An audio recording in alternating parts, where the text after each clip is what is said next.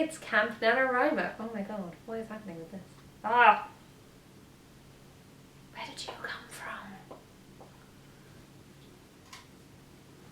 Hello, it's Camp NaNoWriMo. If you don't know what that is, it is camp version of National Novel Writing Month. In National Novel Writing Month in November, you write, well, the goal is to write 50,000 words of a new novel.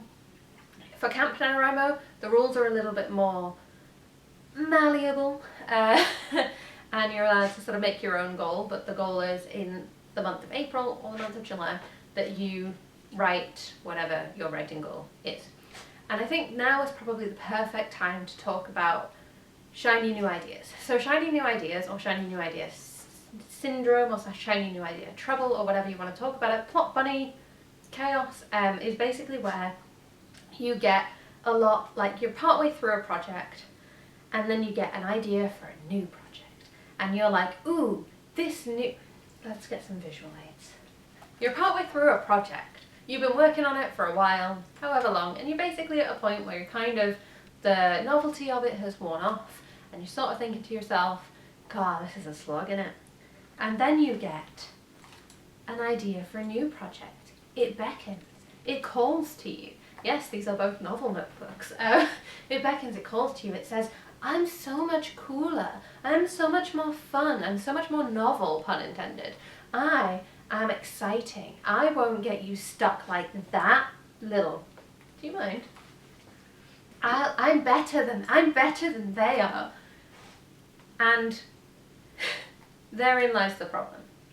Because sometimes we kind of agree with the voice, and sometimes we think, no, I need to keep going and pursue my idea, but then we worry that we're going to lose the new idea. So how do you deal with that? Well, my method currently, and this is just here it is, do you like it? And if the answer is no, okay. It's like, I brought chocolate cake to the party and you don't like cake or you don't like chocolate, or like you're like my friend who's allergic to chocolate, and then it's like, no, none for you. But what I do with shiny new ideas is I use what I call empty moments to explore them.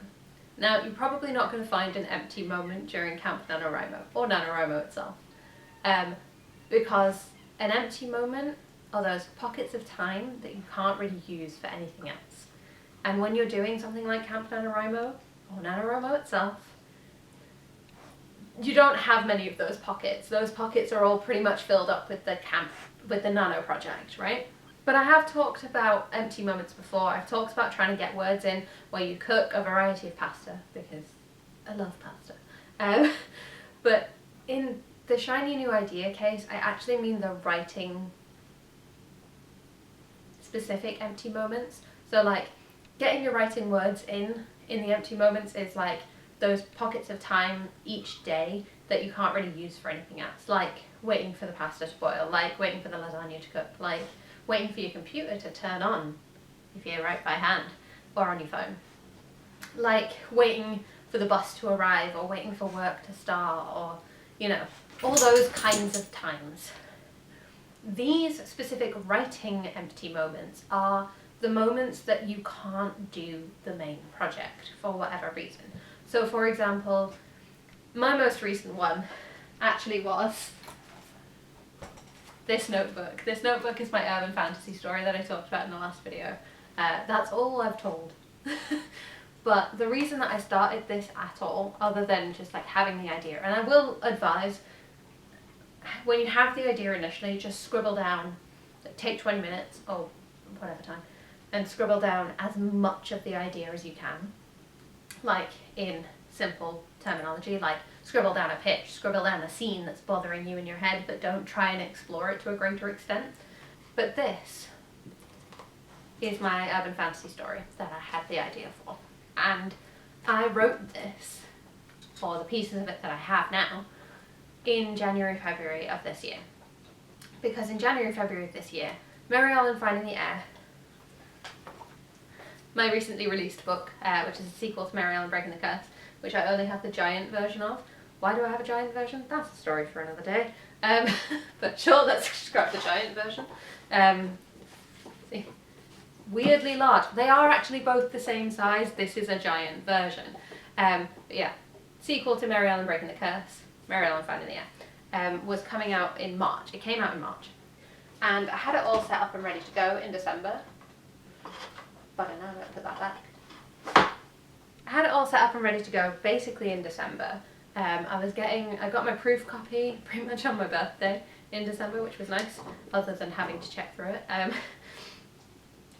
But it meant that there was nothing else to do for this. I'd done all of my promo posts already because I wanted to be able to post a few over my 2-week break from my birthday to Hogmanay, and so there was nothing else Guardian Cadet-y to do.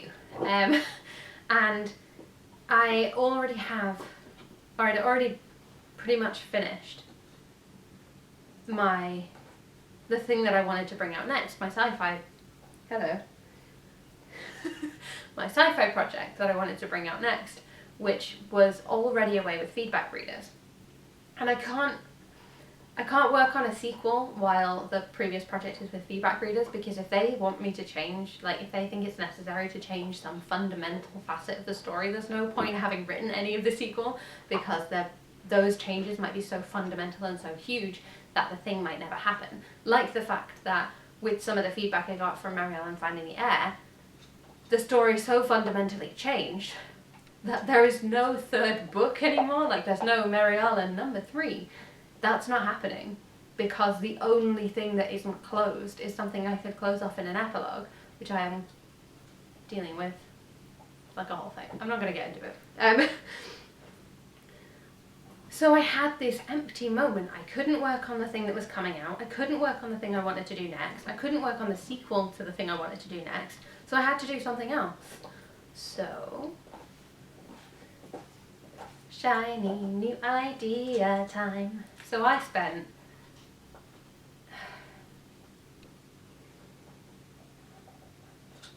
a fair chunk of time, all the way up to basically March. Do you mind?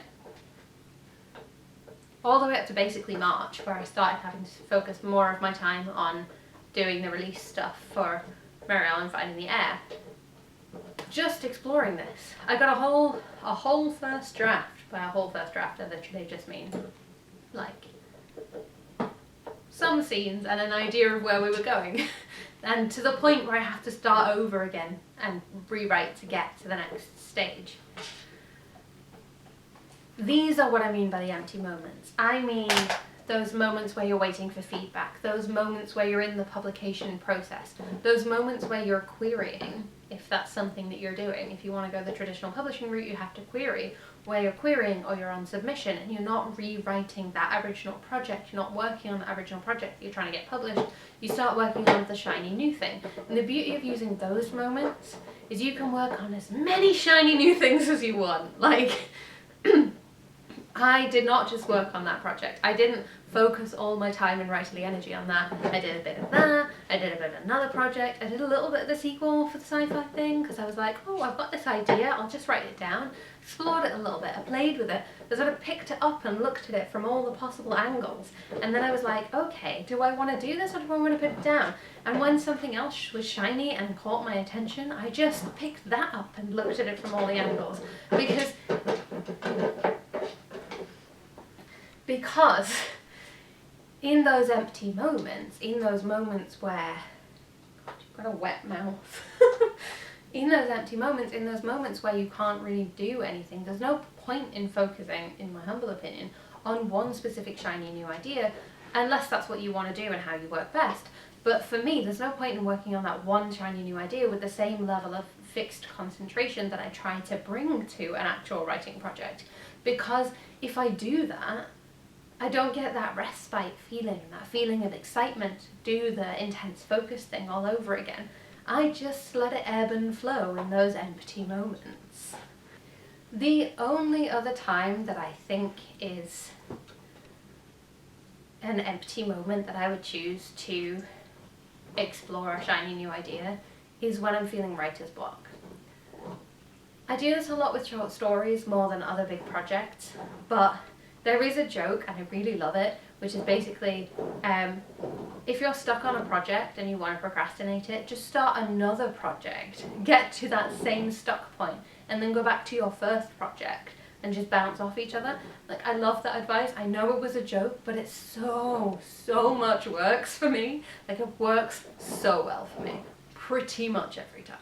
But I will also do it a lot with short stories, because with short stories, it means that I can do like one very, well, short piece. And I post them every week anyway, so like, cool.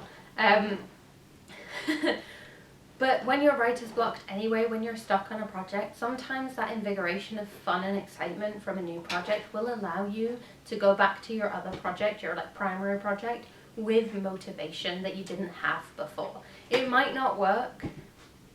I'm not saying it's a guarantee, but on the off chance, I reckon it's worth a shot. I hope you found this video helpful, or at least entertaining.